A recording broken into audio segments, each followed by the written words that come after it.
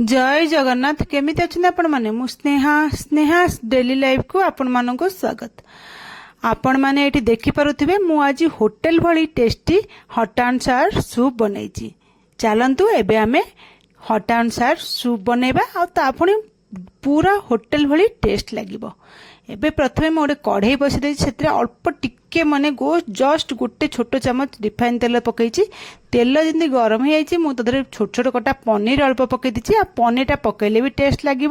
आपण मानकर ऑप्शनल अच्छी आपण माने पकईले भल न पकईले स्किप करदेले भी हम।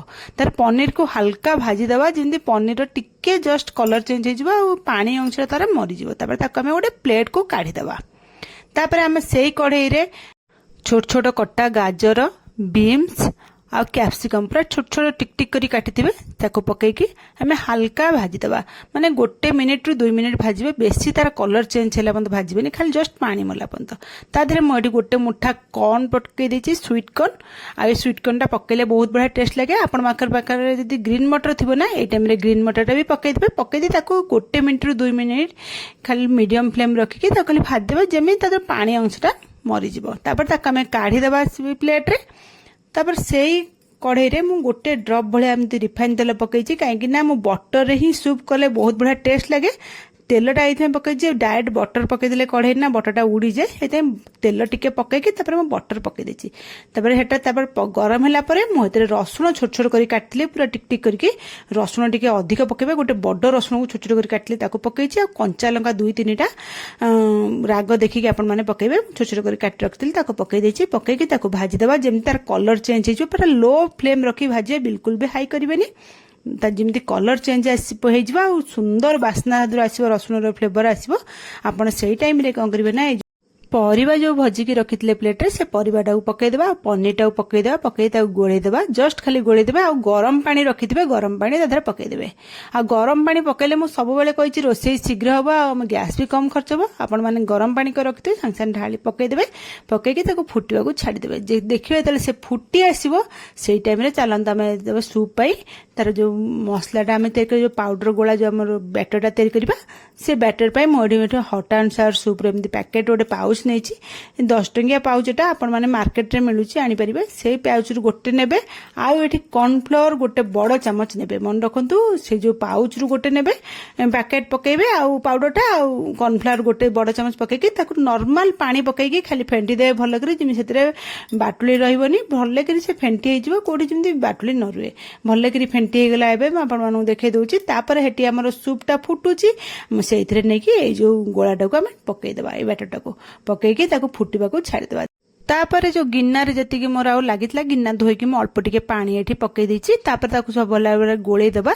गोळेकी ताको भल भाबरे 5 मिनिट खंड हाई फ्लेम रखिकी फुटे देबा। जेमि सेटा टिके माने बहलिया हे जिबा। हमर कॉर्नफ्लावर आउ जो सूप मसलाटा पड़िछि पाउडरटा हाडा टिके बहलिया करिवो ना। आपण माने एठी देखि पारुथबे 5 मिनिट खंड हाई फ्लेम रखी ताको फुटे देबे। आपण माने देखि पारुथबे कितनी बहलिया हे आसलानी। एई टाइम रे मु कोन करछ लूण बिल्कुल भी यूज करनथले। एठी लूण जति पका कथा पकई देबा। आउ चीनी गोटे चमच पकेबे। चीनी पकेउ केबे स्किप करिवेनी। चीनीटा ही पकईले हमर बैलेंस ठीक रहइबो। हेतिमे आपण चीनी पकई देबा। तादरे मु तापर टमाटो सॉस गोटे पकई देछि। देखिके आपण क्वांटिटी हिसाब पकई मु गोटे 2टा बड़ चमच पकई देछि। आउ चिली सॉस पकई देछि। आउ चिली सॉस भी 2 चमच पकई देछि। आउ सोया सॉस गोटे बड़ चमच पकई देछि।